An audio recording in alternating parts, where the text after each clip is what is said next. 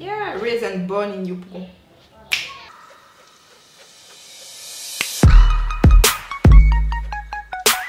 Je suis Chonté Sidoué, blogueuse, bouffeuse, bouquineuse, passionnée de voyage et puis fondatrice du Centre Lys, un centre éducatif à Yopougon, Trois-Rouges. Il y a plein de parents qui ne lisent pas mais qui veulent que comme par magie leur enfant lise. Bon, si moi je ne te vois pas toi-même prendre ne serait-ce qu'un journal pour t'asseoir pour lire, bah, ça va pas forcément m'encourager à lire. À part ça, peut-être qu'ils n'achètent pas de livres aussi pour leurs enfants. Mais du coup, ça veut dire qu'ils ne veulent pas vraiment que leur enfant lise. On présente la lecture comme quelque chose qui est destiné aux intellos. Comme quelque chose d'assez ennuyeux. Et puis aussi, la plupart du temps, la plupart des gens ont lu à l'école. Et c'était un peu présenté comme une corvée. Du coup, on ne voit pas vraiment le côté fun de la lecture. Après, il y a le côté culture aussi, environnement.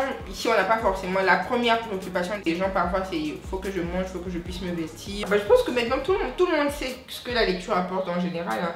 Moi, personnellement, ça me permet d'apprendre de nouvelles choses. J'aime écrire, donc lire aussi m'aide à améliorer mon écriture.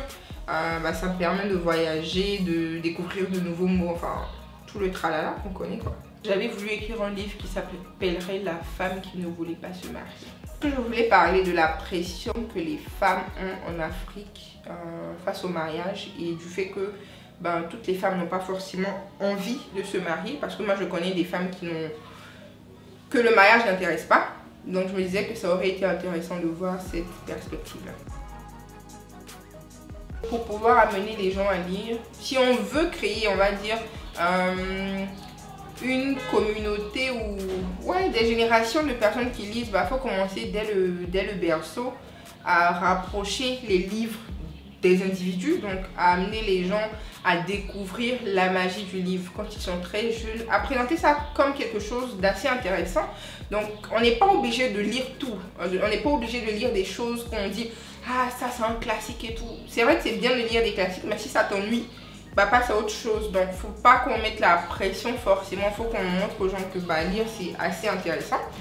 Et puis ceux qui lisent, ceux qui aiment déjà lire, ce qui serait intéressant c'est d'en parler à leur entourage parce que moi, c'est ce que moi j'essaie de faire. Je pense que il y a quelques personnes qui me disent tiens moi j'ai lu tel livre parce que tu en as parlé sur ton blog ou sur les réseaux sociaux. Donc je me dis que c'est ça, faut en parler aux autres.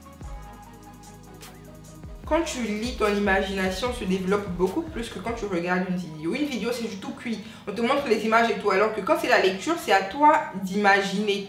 Et en plus, en général, les vidéos, c'est vrai que c'est bien, mais ça résume souvent ce que le livre te dit. Donc, il y a plein de choses que tu aurais pu avoir du livre que tu n'aurais pas en regardant une vidéo.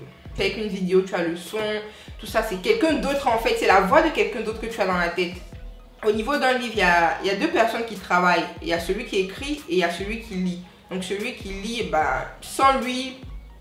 C'est vrai, ils ont écrit une histoire et tout, mais le monde de l'histoire, il n'existe pas. Parce que même quand moi je lis et que toi tu lis une autre histoire, on ne voit pas les choses de la même manière. Je suis sûre que tous les lecteurs, tous ceux qui ont lu Harry Potter ont imaginé l'environnement d'Harry Potter de manière tout à fait différente. Et tout à fait différente de ce qui est dans le film. Les 2 dernières années, je pense que j'ai lu une trentaine chaque année. Donc si on va depuis que je suis petite, ça fait beaucoup. Enfin... c'est relatif.